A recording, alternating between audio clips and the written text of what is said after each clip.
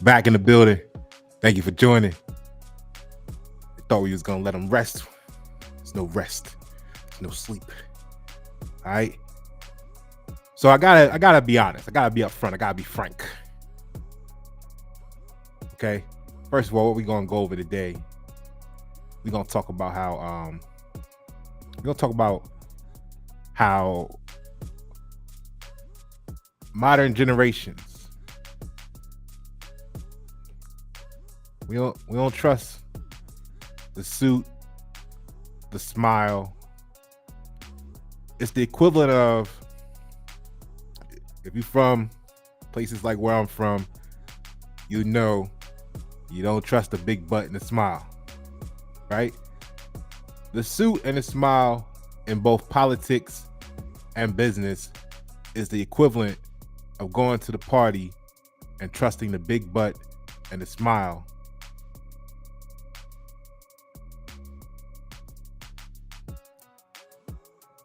We know how that could end up in various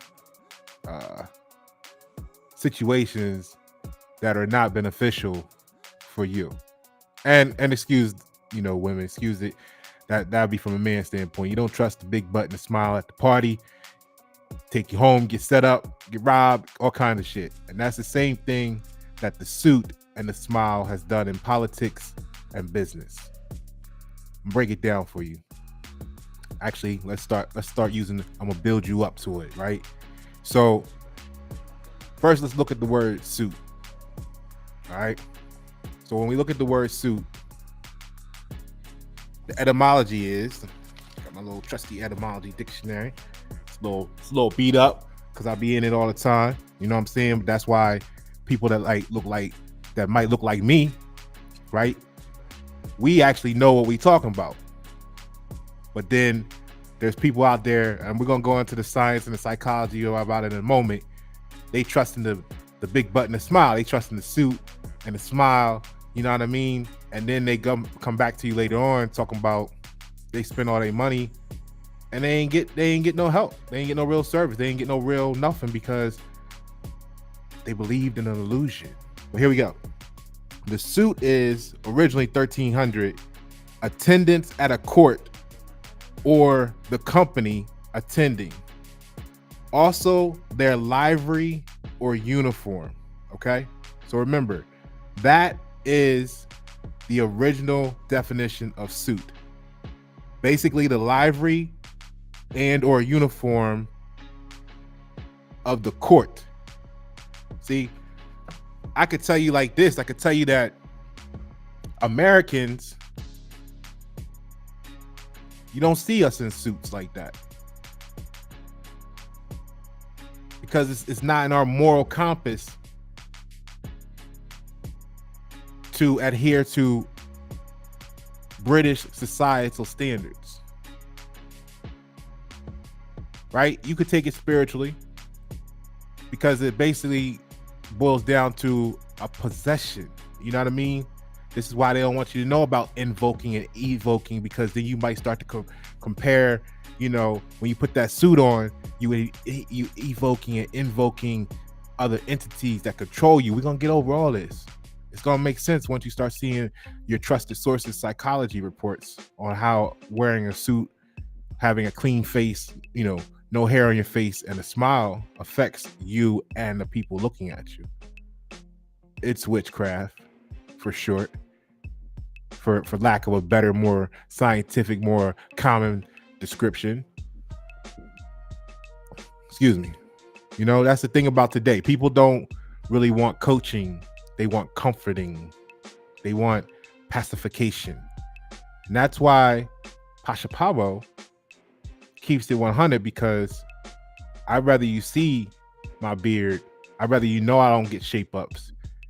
And then you rock with me, because that means that we are aligned in where we're trying to get to. We're focused on the destination, not none of the bullshit. None of the other bullshit matters. All right? When a lot of stuff's going on in the world right now. So if the bombs hit the American soil, the real leaders that's gonna step up in the communities after that, they're not gonna have suits on.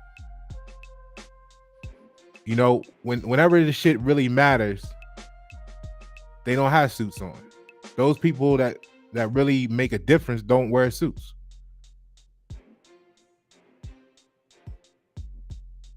When you started growing your business or your brand from scratch in your garage, you wasn't in a suit. When the mechanic who just spent 10 hours working on motors and brakes and found you on the side of the road needing help when your car broke down, they didn't have on a suit. All right, so let's look at this for a moment. So I got some words here to share with you, and then we're going to look into how my observations parallel and translate into the scientific worlds that some people will respect more, you know, in the comments. Right? So in the world of politics, you know, when you talk about candidates,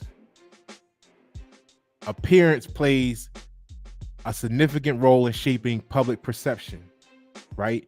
Now, think about that wordplay there. A candidate's appearance plays a significant role. What we know is an appearance is why you hear me say mankind is addicted to illusions.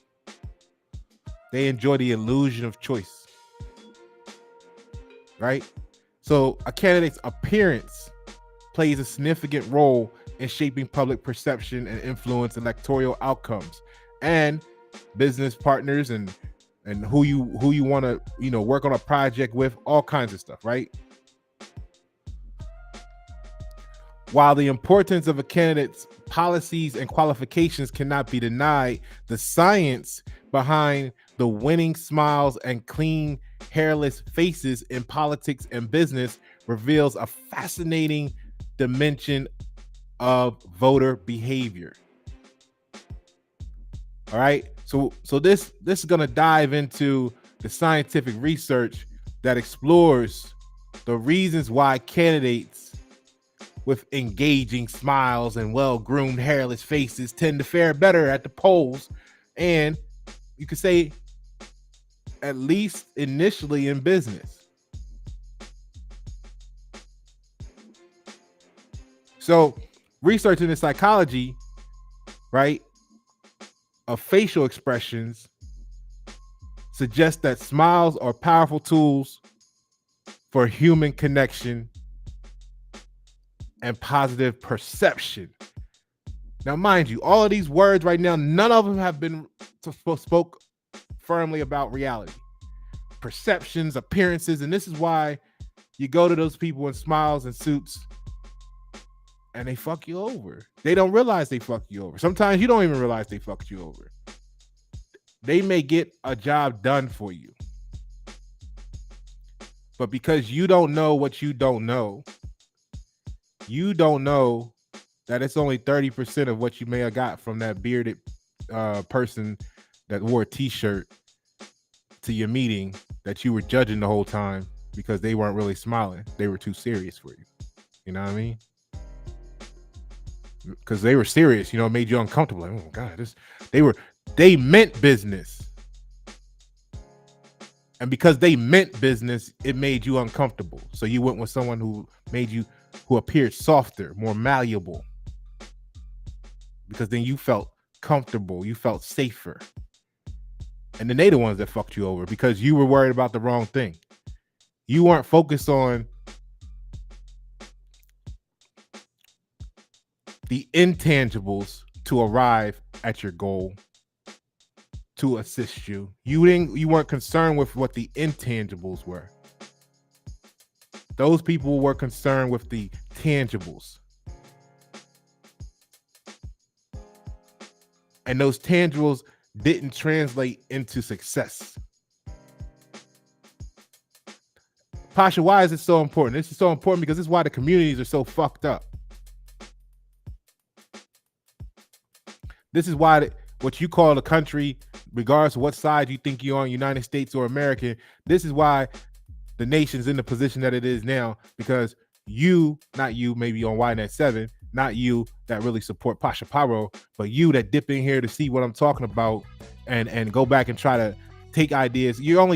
I appreciate you guys because you're doing exactly what I want you to do. Most of the people with the suits, they'll talk to me, get the idea, and then go give it to you because that's what I told them to do. Because I know there's so many stupid people out there, not stupid in the sense of they just don't know how to control their emotions. And because they're not in control of their emotions, it's easier for me to give the information to the people that they trust, right? Even though they're trusting them for the wrong reasons, to let them mold them into something that the community needs for us to grow. A lot of people they'll sit here and be like, they don't want to work with you, right? Not realizing that the person they're working with works with you behind the scenes. And everything that they're celebrating in them, not to say there's not other ingredients to them, but everything that they're celebrating in them, you gave them.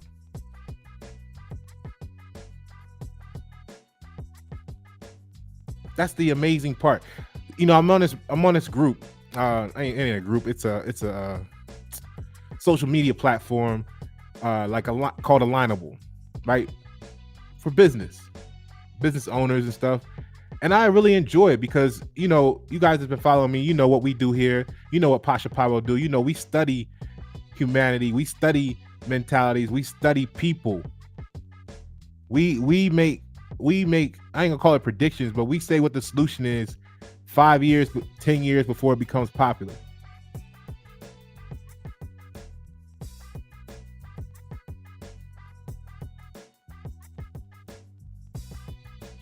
All right. So what I'm telling you today, and we're going to get back to it, the suit and the smile is being phased out.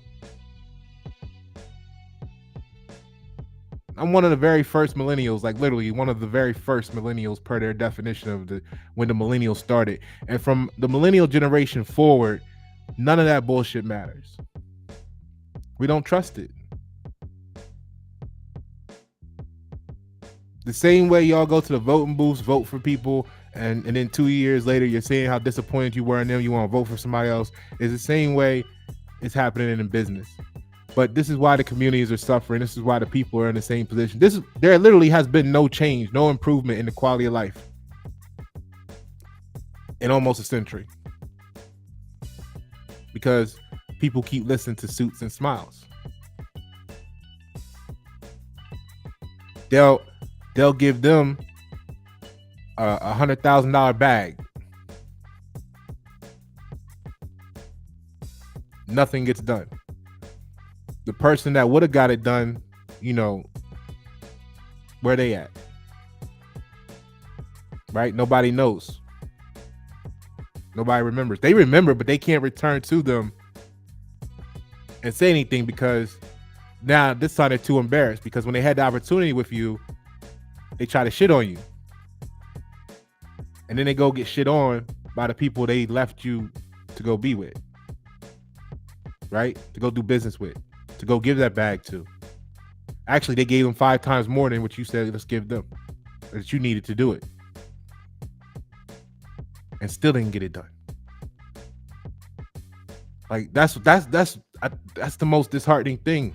Like I ain't gonna say the most, but that's one of the most disheartening things when you have such a perspective as I do, with the intangibles to back it, because the importance of, that dude only had a budget of X. He had one shot to get this right,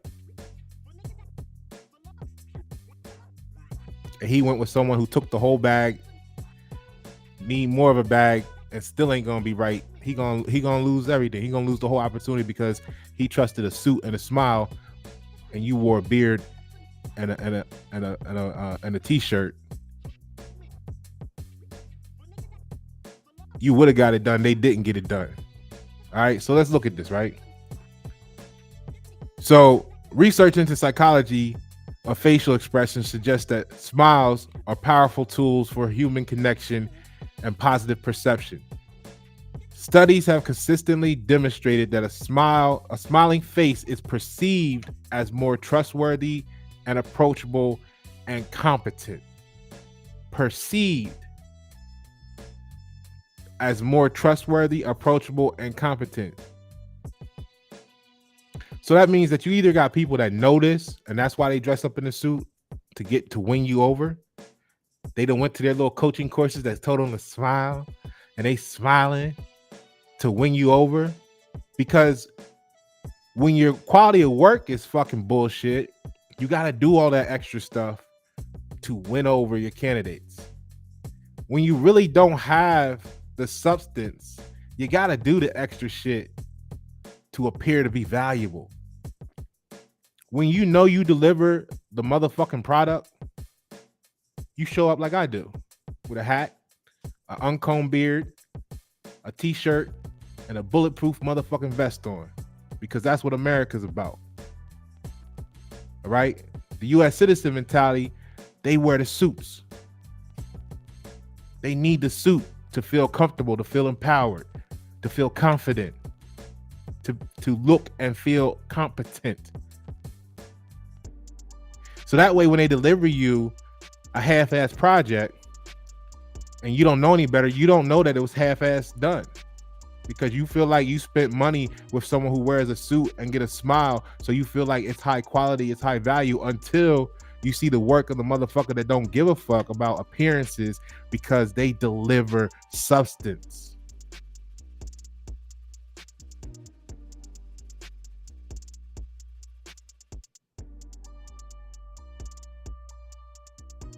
I like to watch. You can't, if you ask the people a question, you give them an opportunity to tell you whatever they want you to believe. When you sit back and observe, you find out the truth about people. You know what I mean? I'm the one that shows up when they say, hey, introduce yourself. Hey, I'm just here to learn the truth about you. Because you're going to show me who you really are. Because when I ask you, you're afraid to tell me who you really are. You give me the spiel of what you want me to believe you to be, but I'm not interested in that, because I'm American. I want to know the truth. And you get to see this, and it's sickening. The insanity factor is disgusting. And until we rid our communities of the defective emotional state, until we cleanse and purge ourselves from the belief system, the religion, it's a fucking religion by definition.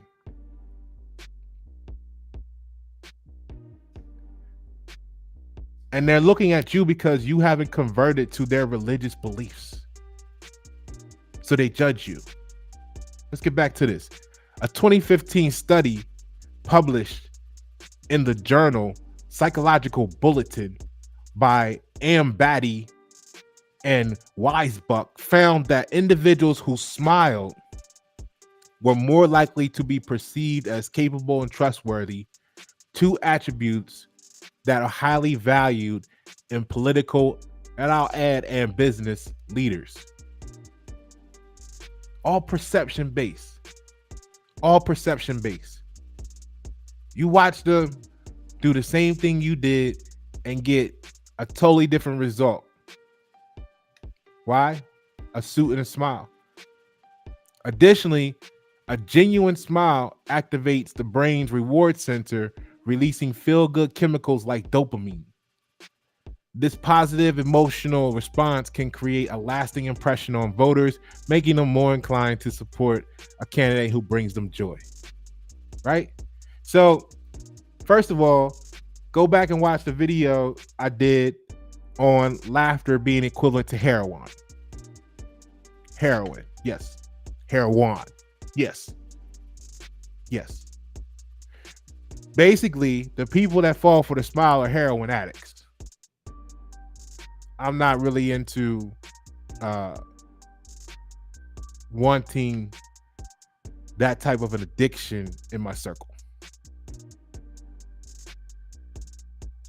And like I said in that video, you may not be sticking a needle in your arms, but you're addicted to the same shit.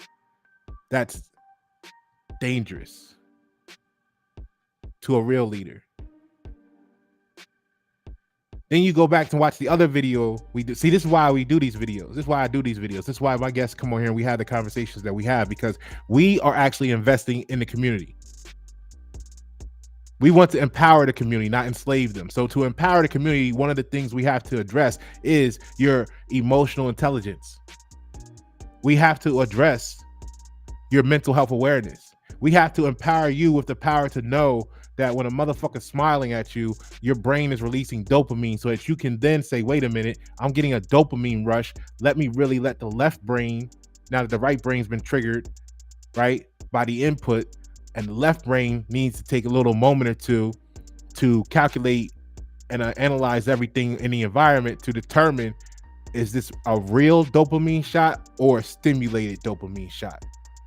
But because y'all not y'all, but a lot of people we deal with aren't in tune or in touch or mentally capable or aware of their own emotions. They don't have the emotional intelligence. They keep falling for the same bullshit since the 1800s. They give priority to the bullshit.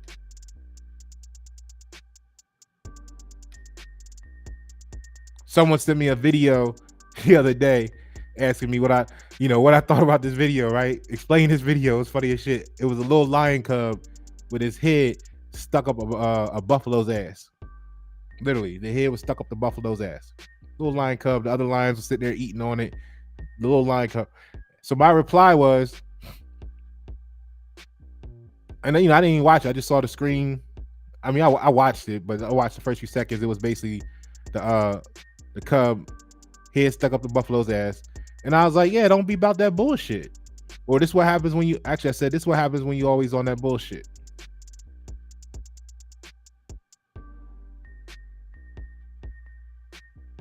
See, because you're not aware of your emotions, you're not aware of what triggers your emotions, you don't know that shit around you is weaponized against you, and you running along thinking you doing, you feeling good, and you feel good about this person, and they just took your whole bag, and you ain't got shit done. But you talking about don't trust Pasha. But see, Pasha go to 3M, they give Pasha a bag, Pasha go leads $1 million projects for 3M. Local community, people like you, haters, want to say why you don't trust Pasha. Pasha don't care if you trust him or not. Who suffers is the community around you. Then soon as I fight myself a lot to not entertain certain offers or opportunities. But let's say Bezos come into play and say, hey, look, we're gonna give you this super bag to do A, B, C, and D. As soon as Pasha wind up with Bezos, y'all gonna be like, oh, he sold out. No, y'all sold Pasha. Y'all sold the people like me out of the community. This is why there's nothing left in the community but bullshit, suits and smiles, right? Because they didn't want the real. Okay, so because you're not in control of your emotional intelligence, because you don't know mental health, you don't know that the suit and the smile has been weaponized against you, your brain is releasing the feel-good chemical dopamine, and you're making decisions off emotions instead of informative decisions. Now let's look at the clean hair and face situation. So in politics, presentation is crucial, right? Same thing in business. And candidates often invest time and resources in maintaining well-groomed, clean-shaven faces. Scientific studies have shown that voters tend to favor candidates with clean-shaven faces for several reasons. Here go 3. Perceived, here go that word again, perceived trustworthiness. Research such as a study published in the British Journal of Psychology in 2016 found that individuals with facial hair were more likely to be perceived as less trustworthy compared to their clean-shaven counterparts. This perception of trustworthiness is a key factor that voters consider when evaluating candidates. And see, This is great for you to know if you look like me, because now you can walk into the room confident, and you can read the room, and you'll know exactly who's triggered by what, and you can leave in confidence. You know what I mean? Instead of feeling sorry for yourself, instead of feeling like there's something wrong with you, know that you're not the one with the mental illness. No, some people ain't gonna like to hear it put like this. They're not gonna like to hear it put like this because it challenges their religion. I mean, their belief. What they've been taught, what they've been told. But they don't know who taught them or where it came from. That's why we're gonna get into the origin of the suit in a moment. Because you don't even know where that shit came from. You don't even know what you are invoking and evoking into your life.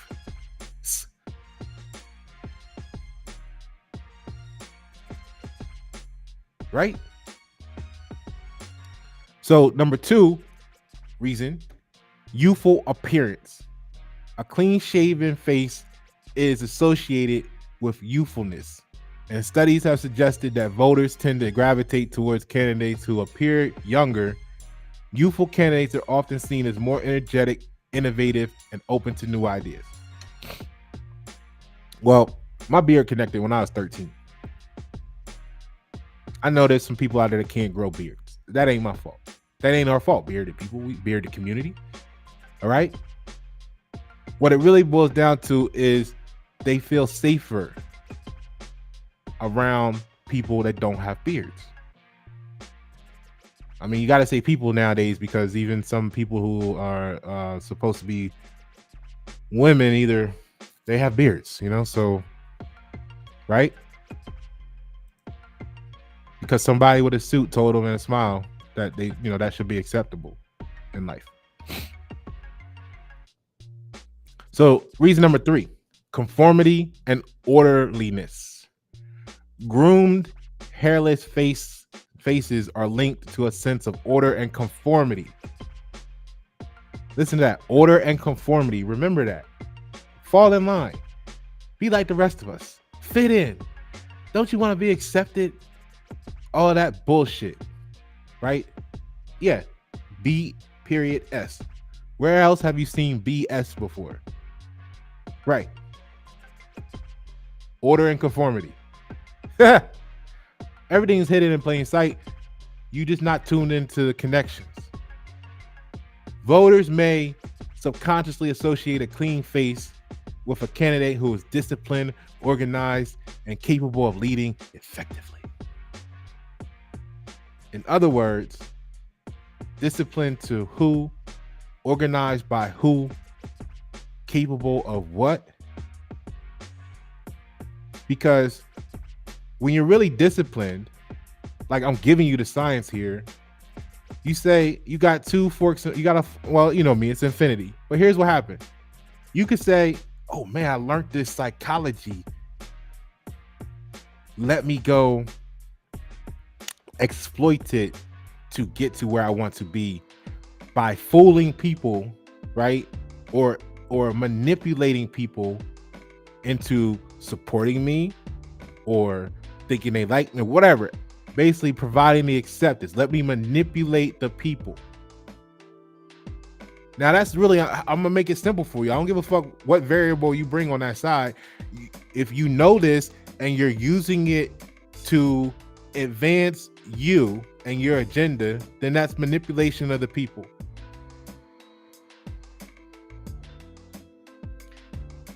On the other side, you say, oh, this is why they looked at me funny the other day. Oh, now I know. See, because you're not trying to manipulate the people. You're trying to, you're wanting to empower the people on that side. And you really don't give a fuck what they think about you. Because at the end of the day, you got what they really need, whether they know it or not. Now, what's happening in America versus the United States is it's coming to a point where they're going to clash. And I'm looking at that as mentalities. The American mentality is going to clash with the United States mentality, because there's one is wanting conformity, the other one is wanting freedom. So no matter how much we try to say, hey, look, man, we just want to be free. Look, we can do business. And that's what's going on in a global scale. Let's put it in a global context. You want to know what the great minds say about the situation globally? The United States, right, which unfortunately the world sees them as Americans, and they'll say the Americans did this, even though we ain't got shit to do with it. The United States says, if you want to do business with us, right, then you got to be this, you got to be that, you got to be this, you got to do democracy, you got to do this, you got to do that. Boom, boom, boom. They force people to do shit. China says, look, we don't give a fuck about human rights. We don't care about this. We ain't worried about that.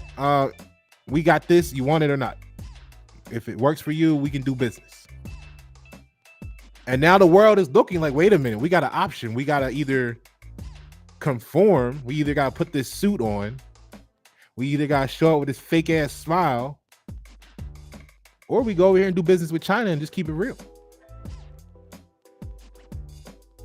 That's kind of why the United States citizen mentality don't like Americans, because we are like China to them.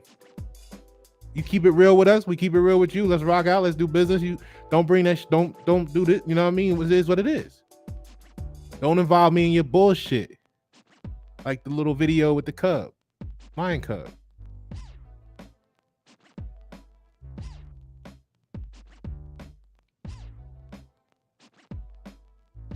So now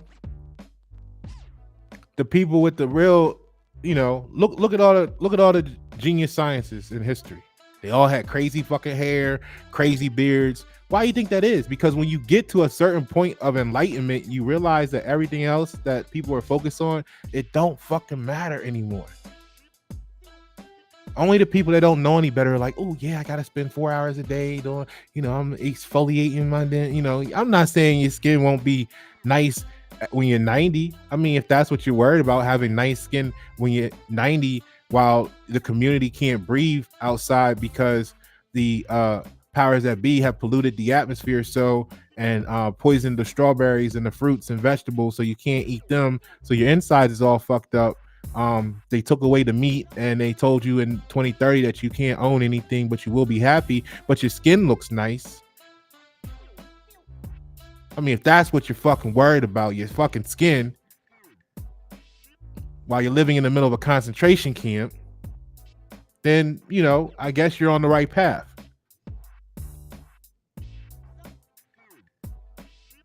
See, this is the problem. What we need to do is we need to fucking agree on a destination. But the United States mentality wants to be divided in everything. This is why y'all go celebrate football teams, basketball teams. Y'all put your little uniforms on, your jerseys. What? You suit up, right? And then you go argue with each other about who team winning, who team better. You're so divided in everything. You got to be divided in everything, because you haven't agreed on any destination. Meanwhile, the people that agreed on the destination, the NFL, the NBA, they caking, they eating off of all y'all dumb shit. No matter what suit you wear.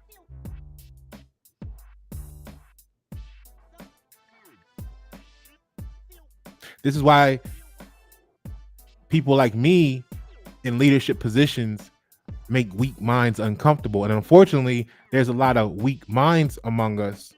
So there's a lot of problems when we get into leadership positions. So they want to bring in someone to pacify or make them more comfortable. They want to bring in the suit and the smiles. Retard the people. Now there's no innovation. There is no progression. And again, we're back in the same place and community as we were 100 years ago, because that's what that's what politicians do, right? I'm not a politician. I'm just a real American. And let's get through this, because this is nothing I haven't told you guys before in various ways. I just find it funny that when a suit and a smile says the same thing, or that celebrity or that popular person says something that you said 8 years ago, 10 years ago, 5 years ago, people were laughing at you. People said, no, you don't know what you're talking about. The rally and support behind the suit and the smile or the popular person, because it's cool. It's psychologically cool to be a part of that support. They don't realize they lost 10 years. 10 times. So we're really a century behind where we could have been if you accepted the people with the beards that don't really fucking smile. I had Bell's palsy, so I still got scar, you know, not scar like physical, but like you don't always come back 100%. So I don't really be concerned with smiling. I'm still working to be able to articulate words the way I used to 5 and 7, 8 years ago. Y'all want to know why I don't give a fuck about smiling. I mean, I'm not saying when something's funny, I laugh too, right? But I'm not gonna sit up here.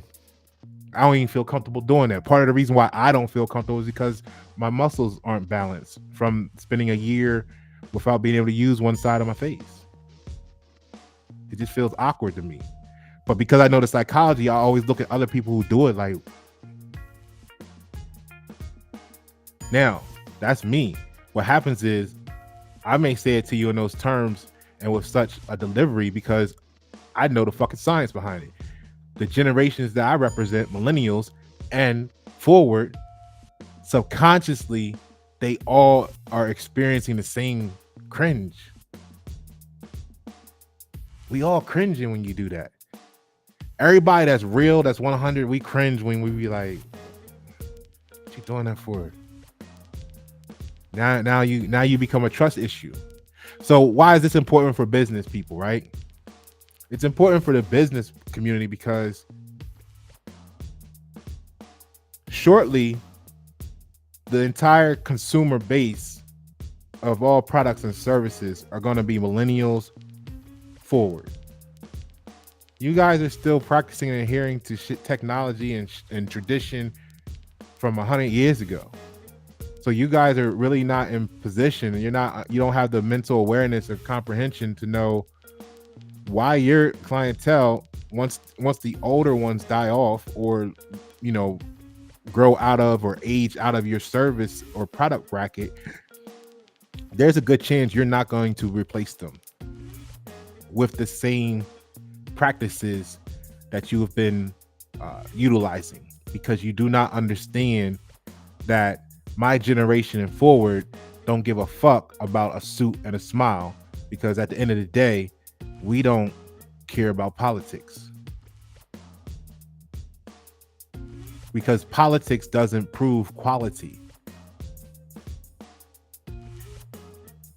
And then we don't practice the insanity that the previous members of your customer base did, where we're going to get an inferior product and be happy because of association and acceptance.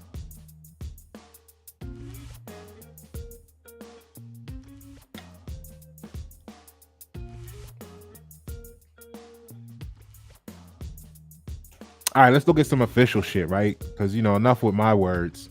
Let's get you guys some official shit, because I know my YNet 7 community supports it, but what we know is there's some people out there who are like, oh, that's your opinion. No, chick. No, dude. It's not my, you know, when a Supreme Court justice gives their ruling on a case, it's called an opinion. But when I give you my ruling on a situation, you want to lessen the quality of the intelligence. Probably because I have a beard and a t-shirt on and I ain't fucking smiling. You know what I mean? They didn't stop to ask us, oh shit, Pasha tested in the top 5% his whole life, most recently the top 2%. He has an official 34 Wonderlic score. Official. Not give me the little rinky-dink Fisher Price version off the internet. An official 34 Wonderlic score. He's a creative dominant per the official DISC assessment. He was studying Greek mythology and analogies in 3rd grade. in the advanced gifted program. He got 3 top 10 medal event finishes medals in one trip to the National Science Olympiad competition. They don't ask you that part. They say, "Oh, he's got a beard. He doesn't know what he's talking about. He got a t-shirt on." I'm supposed to be at least a chemist. But ask them what they wanted me to do as a chemist while you eating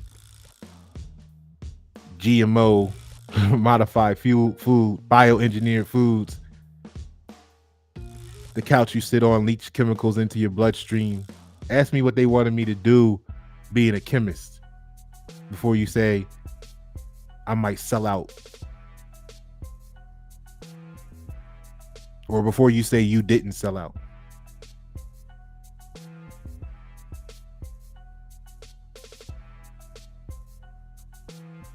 Or before you say why Pasha don't have $500,000 in the bank. Right? I mean, it would have been easy making $160,000 a year, $180,000 a year, right?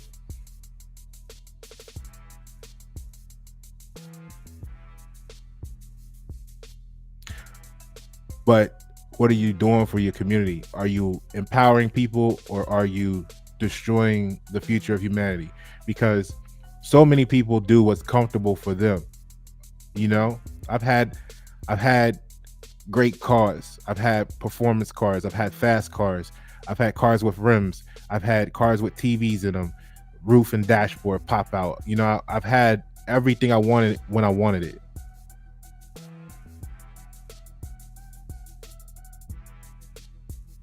I've known people in the past that has had better stuff than I've had, if you want to call it such, and they be like, "Here, take this, go do that." So what? A car doesn't mean nothing. I've spent time with many celebrities, you know, whatever. For those that know me, what I'm saying that for is I've seen the top, I've seen the mountaintop, and I know the valley low very well. The things I deliver to you are the truth, regardless of position. Because the truth, in order to be true, you must consider the infinity.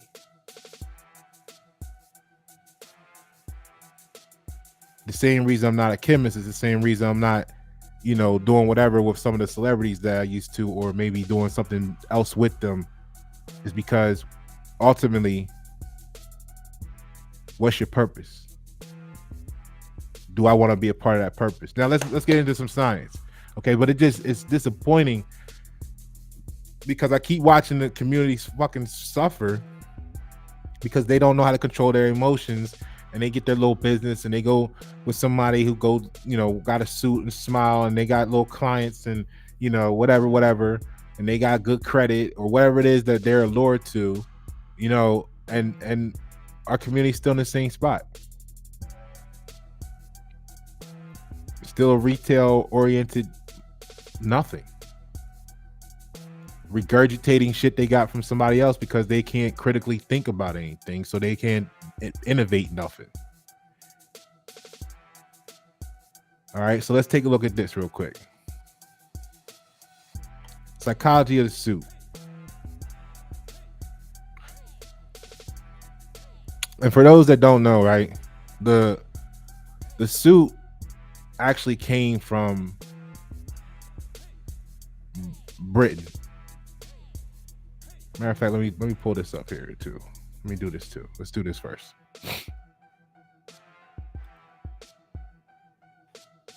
People don't know what they just don't know. They need to know, but they don't know. It's unfortunate. Hold on, let me get this up here for you.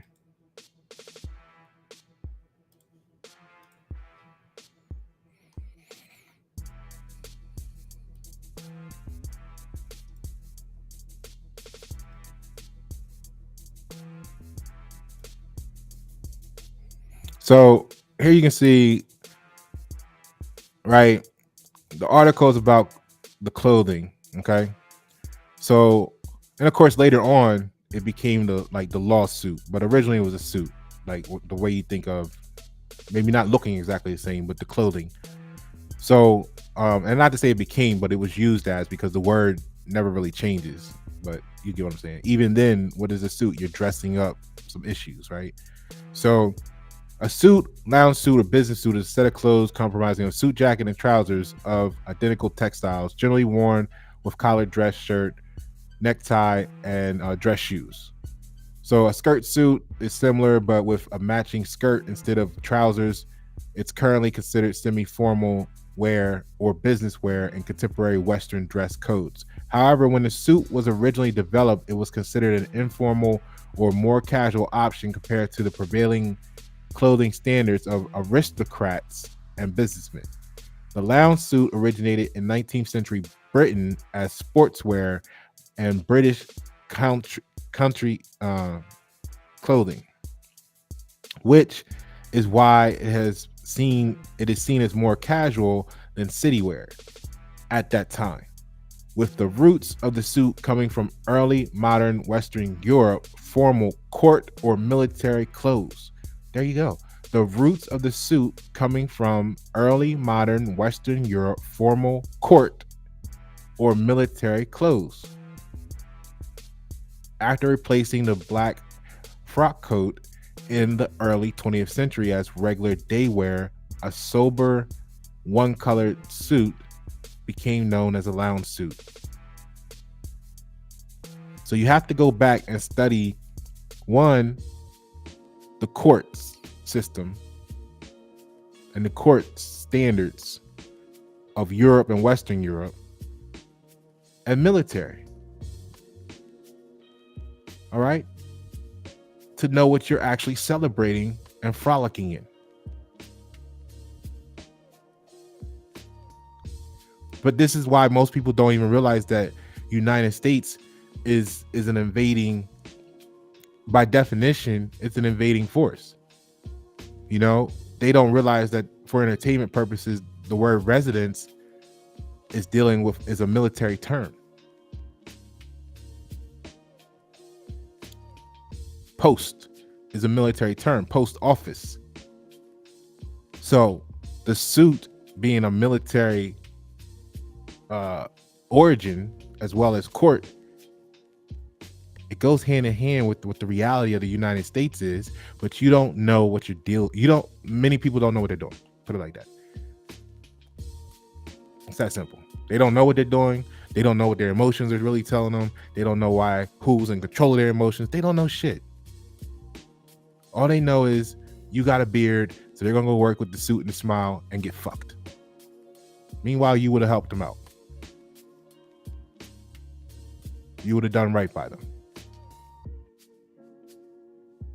All right, so let's get off of this and let's go to some psychology of the suit.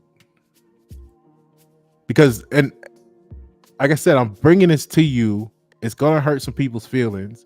It's gonna make some people uncomfortable because it's the truth. But you have to understand the psychology behind why you're going to lose customers as your current customer base ages out of your service and product base, because the generations don't care. We don't care.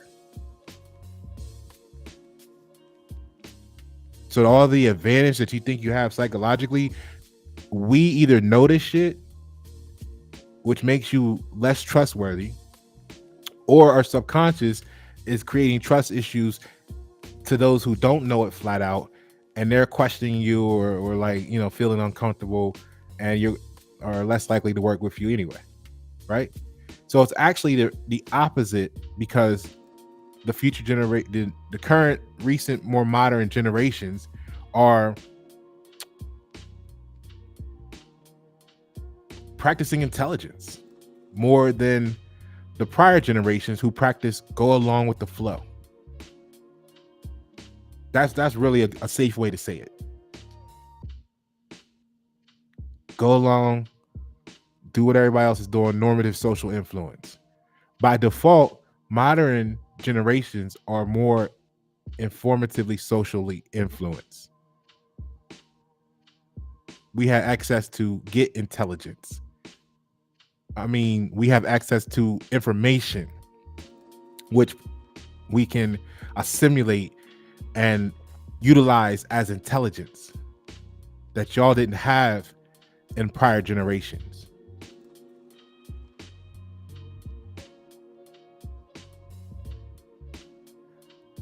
This is the disconnect with people who are offline, who are anti-internet, anti-social media, anti-this, anti-everything technology.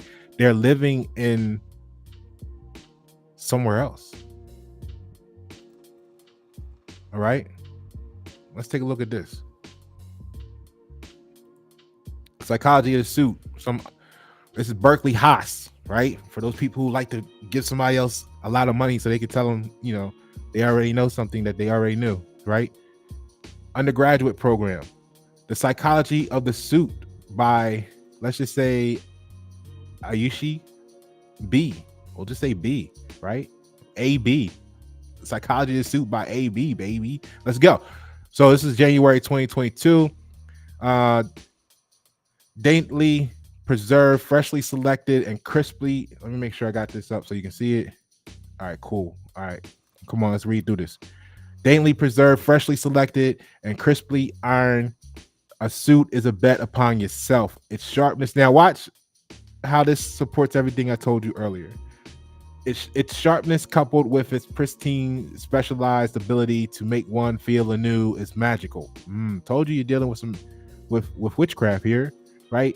But if it makes you feel anew, okay, then that's an internal disconnect. That's a problem. If you put something on and it makes you feel differently than who you were, even though you're the same person, that's a spell. That's magic. That's like I said, it's definitely invoking and evoking, like I said before, for those people who think they don't deal in witchcraft, or they want to talk about you because you have an ankh or whatever it is. You do tarot cards and they want to frown upon you. When they put that suit on, they feel different. It's magical, they say. What the fuck is that? That's make one feel anew. Oh, that's possession. That's poltergeist. Right? All right, let's go. So the antithesis to a rundown pair of sweatpants, the suit, is a time critical. Now, spoiler alert. It's going to start off like this, and it's going to convert into exactly what I want you to think about, because it actually changes its tone and tells you where we're at in today's society. All right, so stay with me. Antithesis to a rundown pair of sweatpants, the suit is a time critical chance. Hold on a second. All right. The suit is a time critical chance to polish your edges and sew up your frayed ends just for a bit, to present yourself present your best at an interview, conference, or the rendezvous of an award ceremony alike. Okay? To present your best what? Right?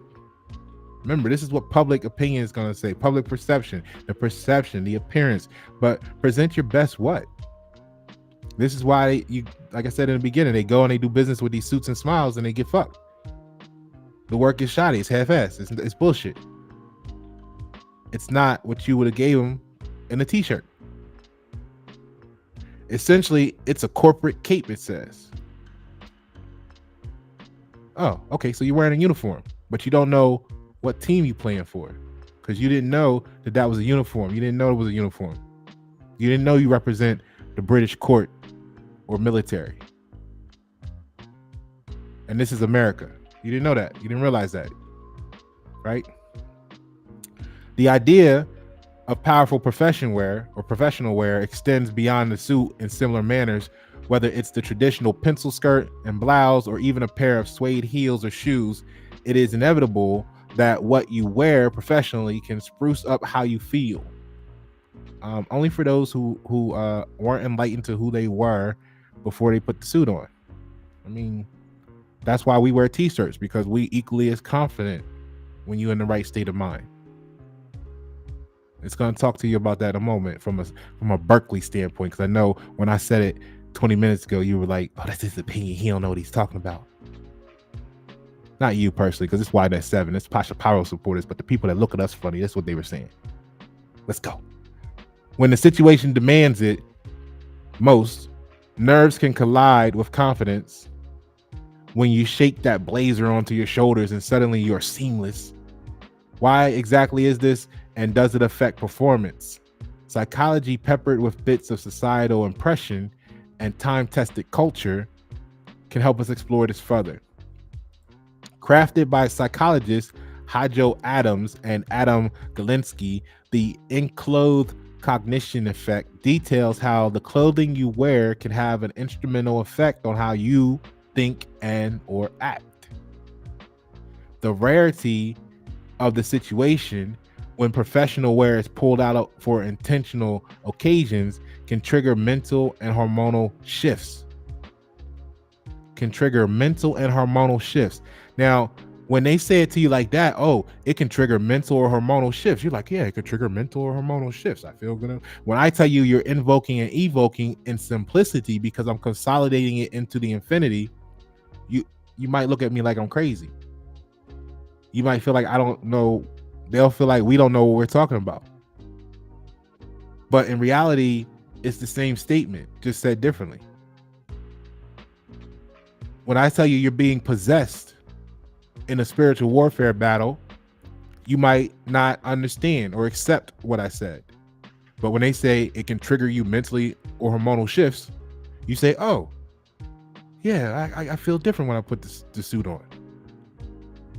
So when I tell you that when you reach a certain level of enlightenment, you realize that you are who you are with or without the suit, you just wear a fucking t-shirt all day because you don't need that crutch.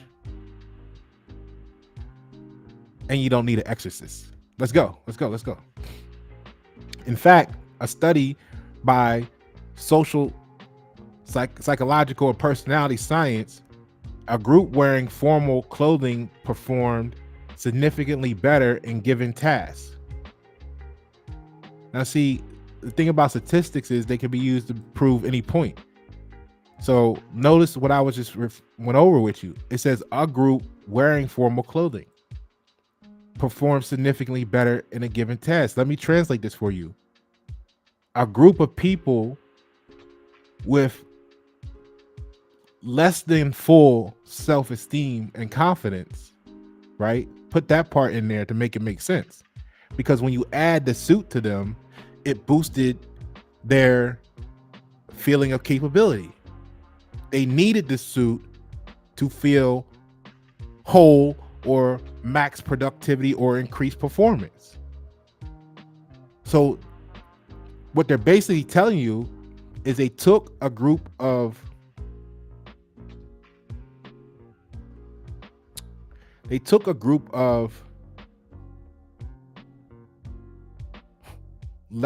lesser people and empowered them via the suit, right? Empowered them via invoking the spirit of the suit onto them, and their performance increased. And I say it like that to say that if you are already mentally to the point in your mind and control your emotions and everything, and you are already maintaining that high level of performance and ability, period, you're going to perform without the suit. You're going to perform anyway, in other words. A lot of this stuff I speak from a scientific standpoint, I learned in real life. Go back to my early 20s. And I remember being in an environment with Discover Financial, and they had a business casual dress code. But I was the type of person, I would wake up every day, literally go to the mall, dumbass me. I mean, I was in a different situations then, different things was going on without speaking on it. But I'll go to the mall and buy what I was going to wear that day every day. Like literally almost every day. Like I was the one that would come out, my people would like a shirt or something. I'd be like, all right. So I wash it. Next time I see him, I'm giving him the shirt. I hear y'all take this. That's who I was. You know what I mean? So I remember management came to me one day and was like, hey, look, we noticed that you haven't been dressing business casual for a while.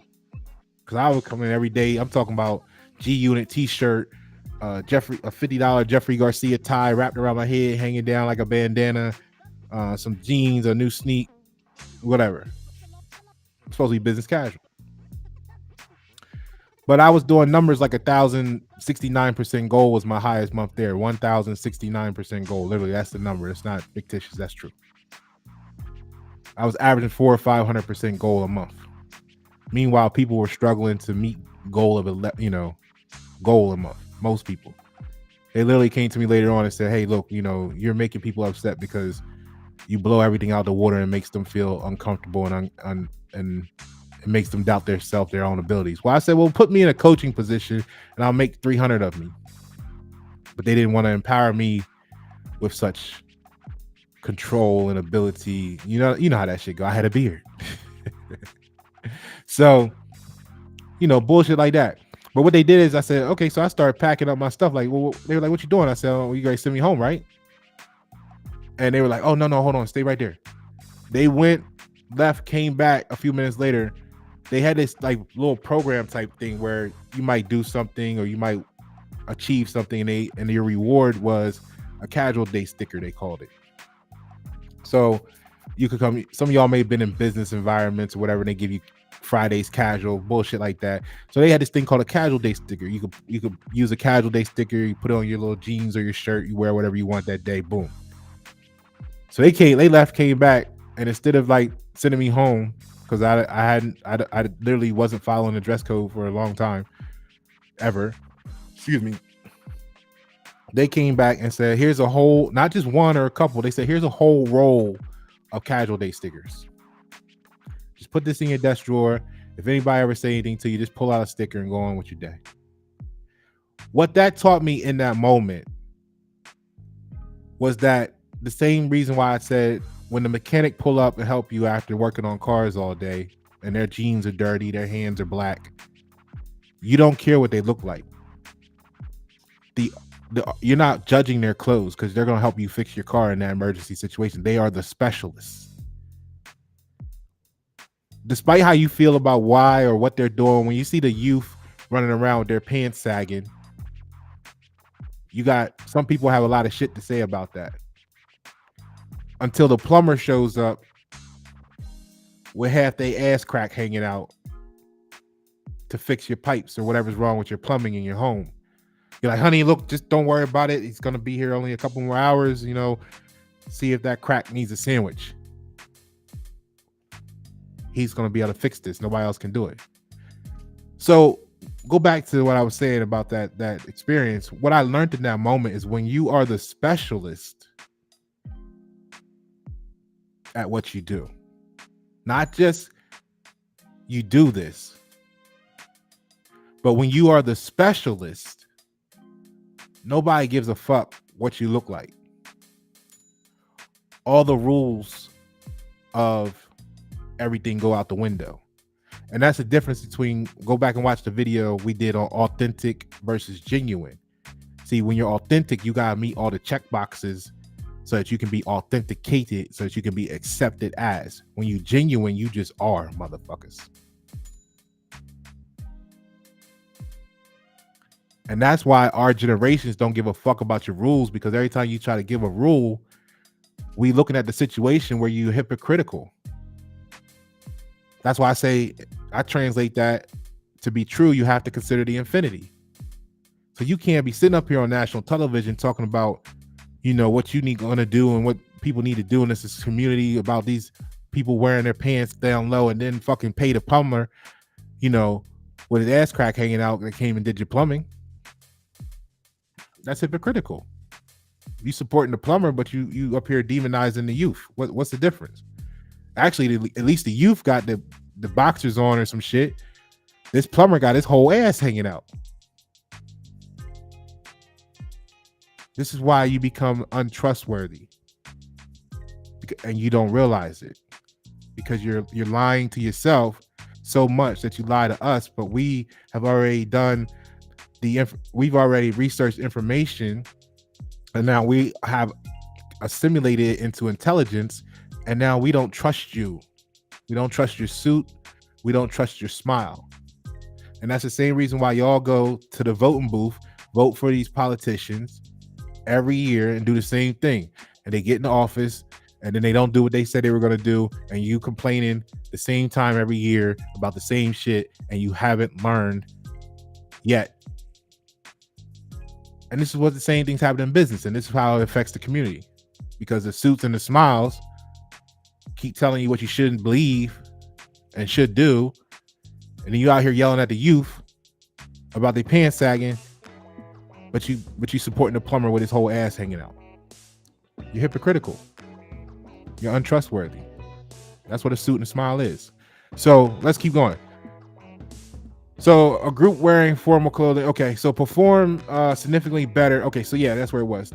In fact, a study by social, psychological, and personality science, a group wearing formal clothing performs significantly better in given tasks, particularly creative and organizational tasks, compared to those wearing casual clothing. This even extended to communication, with those wearing business suits better equipped to show dominance in negotiation. Well, because basically the suit to them was like sniffing a line of cocaine, right? Now they got their suit on, they feel like they're going to just tell you, I have the suit on. This suit is my authority to be like, blah, blah, blah, blah. I'm going to just tell you what you, and they have done a line of cocaine, basically. They done sniffed a line of coke, and now they just feeling real confident, like we proved already. So when you look at the people in the suit as a cokehead, but see, you gotta be from the streets to know. I ain't gonna say from the street, because people got their different labels of what that means. When you from the hood, you know what I mean when I say you look at them like a cokehead. See, that's the difference. We coming up, we looking at y'all like cokeheads. Oh, y'all just on coke today. You got your suit on. We know the shit you trying. We know the shit you trying to sell that you don't even fucking know, but you coked up on suit and people, and a clean shave, or no hair, no facial hair, and that's why they believe you. So now it's a domino effect. So now you get 5,000 supporters because you got the cocaine on the suit and you got the clean shaven face. You getting the dopamine rise out of them, so they doped up and drunk. Now everybody think you good business, but you're really not. Your quality level really only 42%. So now you get flooded with work. The whole community winds up only getting 40% quality work, and they don't know it. Now our whole community only 40% of the quality it could have been. All right, let's keep going. Meanwhile, the person with the t-shirt on, don't give a fuck, they would have got you right. You would have been 100. All right, where we at here? We're here. Okay, so casual clothing, dominance in negotiation. Holistically, we right here. Participants in a pointed study reflected higher self-esteem. See, they were higher self-esteem, higher self-efficiency, and were more likely to say they would apply for a new position when wearing professional outfits. So they didn't feel like they were worth it without the fucking suit. You know what I mean? Put the suit on, now you feel like you worth it. Oh, that's that evoking. That's that. They did that line of coke. Now they ready. You can't tell them nothing. They know everything at that point. So this is important because self-perception is critical to approaching daunting circumstances and unprecedented opportunities for growth. What they are leaving out there is, like I said, in certain mindsets of people. Because you have to have a low self-perception in order to have a suit increase it for you. Like, let's just do the math. If your perception of yourself is always at 100%, you can't go more than 100%. I mean, I know this people like, give me 110%. I'm not talking about that bullshit. I'm saying if you got a 0 to 100 real quick, right? If that's 0 minimum, 100 max. If you constantly stay at 100, I'm not saying you won't dip 98, 95. Everybody have a bad day, whatever. It's go down to 40. Be like, hold on, snap out of it. What I'm saying to you is if you normally live at 100% because your self-perception is you're tuned to fucking being, you know who the fuck you are full-time basis. You ain't no part-time motherfucker. If you 100% you, full-time you living at 100%, whether you got that suit on or not, you at 100%. They can't increase you by throwing the suit on. So they have that. What they don't really, the analysis of the data being perceived here is that in order for them to be able to feel better about themselves, they had to be that's the word I was looking for earlier. They had to be feeling subpar to begin with. That's the analysis of the data. If you already at 100%, you're not gonna be feeling better. You're just gonna be like, yeah, this is just a motherfucking suit. It is what it is. You're not gonna feel like, oh, I'm better today. If you put that suit on, do this test. If you put the suit on, ladies and gentlemen, and you feel better, I want you to go back and watch some of my other videos right away, ASAP Rocky, because we gotta strengthen your emotional intelligence and mental health awareness. It's that simple. That's why I do this shit, because we can't progress until we get until we exercise some of these demons in y'all that's possessing you, that's got you weaker. It's making you think you need a suit to feel confident. As it said here, making you feel like you shouldn't apply for that position unless you're wearing a suit. Let's go. Let's keep going. This is important because self-perception is critical to approaching daunting circumstances and unprecedented opportunities for growth. Check out small businesses in the Berkeley area for some wonderful professional wear options. Now this is where I like when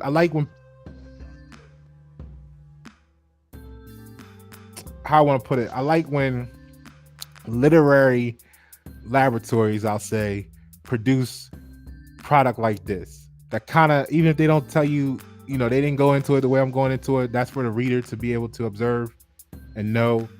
But they're giving you not a one-sided story, even if they don't go fully to the other side. But watch this.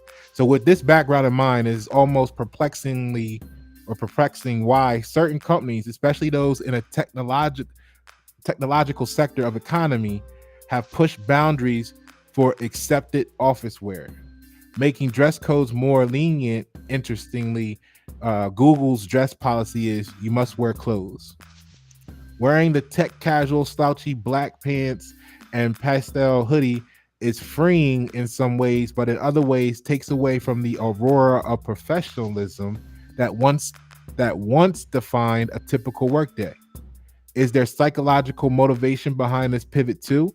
Comfort can maximize productivity for employees, catalyzing their performance in the most authentic and unrestricted element. See, I actually remember doing the research back in the day, and the science was even out there then, and it stated, hey, the reason why the companies have you dress business casual is because they found that many people are more productive when they're slightly uncomfortable, is how they worded it 15, almost 20 years ago.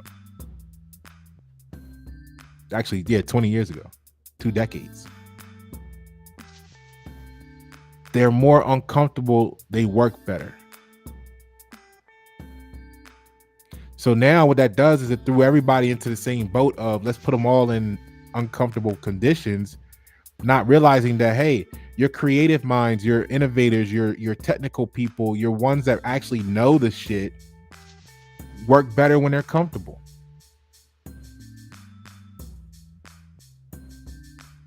Which is why a lot of companies got rid of their best talent over bullshit. And then they wonder why the company didn't perform as well later, because they got rid of all of the real performers for the illusions. Right? For the people that sounded good, for the people that looked good, for the people that had a smile on, for the people that did everything but focus on the substance and what it actually took to to be great at what they said they were doing. So this can also loosen up interpersonal relationships, creating more connectivity internally. You know what I mean? Yeah, you had a business meeting with your suit on and belt tight, motherfucker. You know, you worried about wrinkling your shirt and shit. How much of that energy is being taken away from listening, actively listening to the conversation and having critical thought and communication about what can and can't be done? You too worried about wrinkling the fucking suit shirt.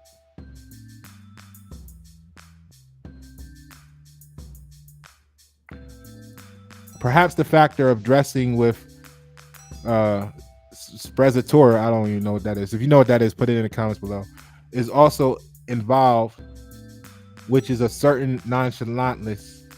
So as to conceal all art and make whatever one does or say appear to be without effort and almost without any thought about it. Nonchalant is compelling after all. But wherever your outfit adventures take you, professional presence is a revolving realm in a journey to self-discovery. Right? Every day you observe how your confidence fluctuates and your self-esteem bounces, you get closer to alignment. Whether the toughness of a suit creates friction to release all of one's potential, or the soft touch of a casual t-shirt lulls one to creative spiraling, we're all budding corporate superheroes ready to make our tasteful mark on the world. So that's Berkeley, right? That's what Berkeley's saying. You know what I'm saying? And like I said, when I say it, you know, because I've been talking to people about this for decades. You know, you get the people there to ask you why. You know, the management wasn't the only one that might have came over and asked me, you know, why don't you never, or you always this, or you? And I would tell them, well, yeah, you know, because when you look at the research, the study says that they want you to be business casual. Corporations do, because they found that when you're slightly uncomfortable, you work better. And I'm putting up the most numbers in here every month, every year. Obviously, my work is unfazed by my outfit. So what's the real reason? What's the real reason?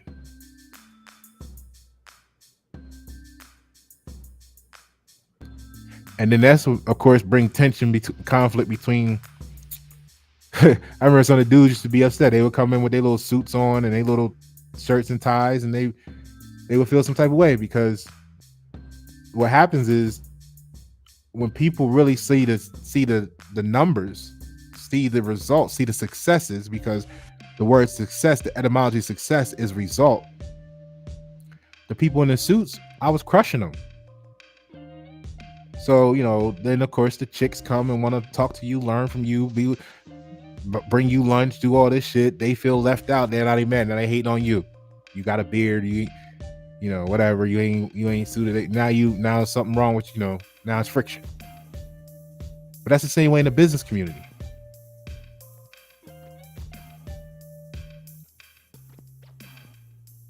Why? Because they don't realize they're addicted to British court protocols and military antiquity.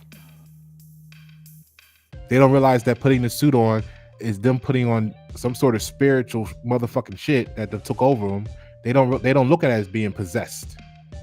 They don't look at it as, why do I feel subpar 10 minutes ago until I got dressed? Why did I feel less than myself if I'm myself? You see, what happens is when you reach enlightenment, this is why people always are finding something wrong with you. This is why the gaslighting comes into play.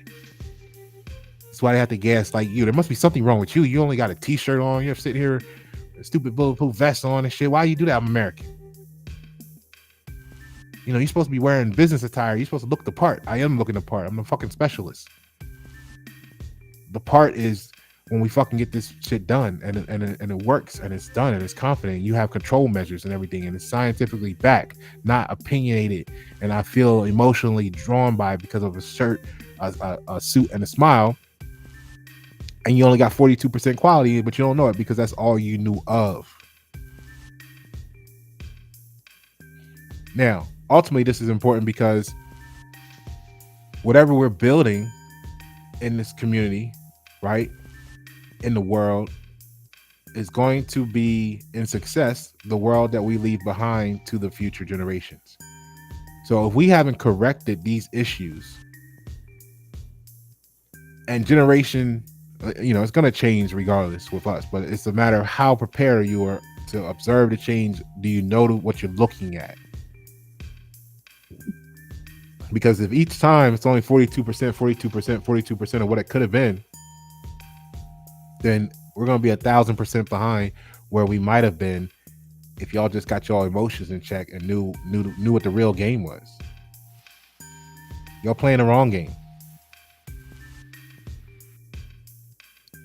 And then there's a whole fucking sector of the suit history about, that came from the race riots. Like, that's what people don't realize. The race riots and the British history is actually why business is in the what you call the United States mentality, and Europe and other places in the world actually utilize the suit today. Now, some of y'all are coming from corporate America positions and starting businesses, and one of your excitements about starting your own business is being able to look, feel, dress how you want to, and this is going to be the roadblocks you meet if you decide you want to have a beard. If you just show up to a meeting in a t-shirt, just be prepared for this. Okay? But know that it's nothing wrong with you. It's actually something wrong with them if they're doing anything more, if they're treating you any differently than they would based on your attire. Okay? So the question you have to ask is that even someone, if someone of that mentality, even someone that you wanted to have in your network to begin with?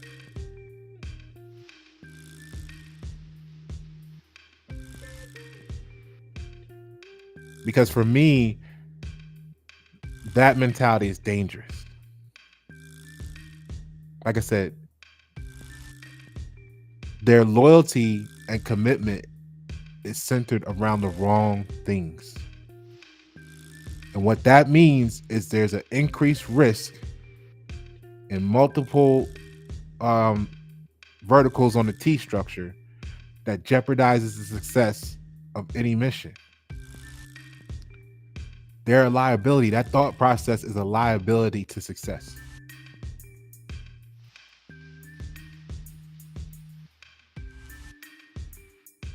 Damn. And you got $14,000 worth of suits in your closet. You done invested in $400 worth of ties, but you only get 40% quality work. Your liability. And it's time. The community is waking up to that. Get with the bearded guy, man. We're going to get it right for y'all. All right? Support that dude that don't be smiling on your face. He ain't trying to force you to trust him. His work is going to speak for itself. Pasha Paroh. Thank you for tuning.